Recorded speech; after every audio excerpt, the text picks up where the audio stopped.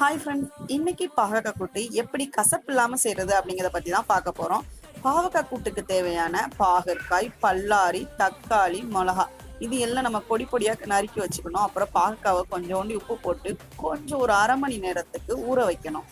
இப்படி பாகற்காயை உப்பு போட்டு ஊற வைக்கணும்னா அதோட கசப்பு தன்மை அந்த தண்ணியிலே போயிருங்க. அடுத்ததாக கடாய் எடுத்துட்டு கொஞ்சோண்டு எண்ணெய் ஊற்றிக்கோங்க. நான் கடலெண்ணெய் யூஸ் பண்ணுறேன். நீங்கள் என்ன எண்ணெய் யூஸ் பண்ணீங்களோ அதை பண்ணிக்கலாங்க. அதில் கடுகு, மிளகா, பல்லாரி மூணையும் போட்டு நல்லா வதக்கணுங்க.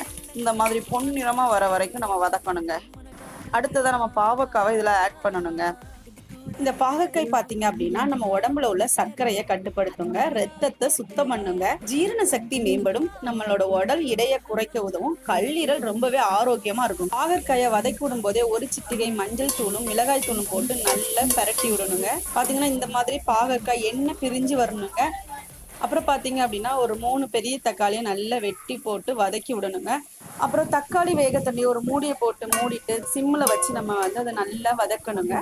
வதங்கி வந்தோடனே நம்ம அப்படியே ஒரு பிளேட்டில் போட்டு சாப்பிட்றலாங்க. கசப்பு தன்மை சுத்தமாக இருக்காது. பாவக்காய் என்னதான் கசப்பாக இருந்தாலும் அதில் உள்ள நன்மைகள் ரொம்பவே அதிகங்க. ஸோ மிஸ் பண்ணாமல் இந்த